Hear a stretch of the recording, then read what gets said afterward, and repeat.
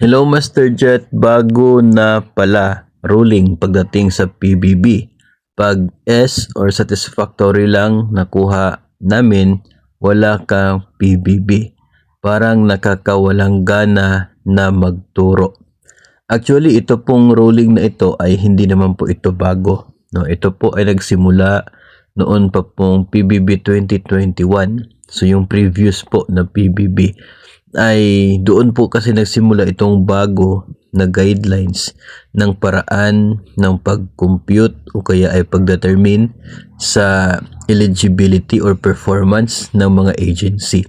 So doon po sa PBB 2021 hanggang sa ngayon ay hindi na eligible for performance-based bonus yung mga mayroong rating na satisfactory lamang. No, so nung dati ay yun po yung minimum requirement, satisfactory.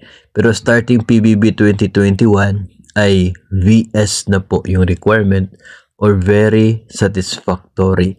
So simula PBB 2021, totoo po yun, hindi na eligible for PBB itong mga empleyado ng gobyerno na nasa satisfactory level yung na-achieve sa kanila pong performance rating.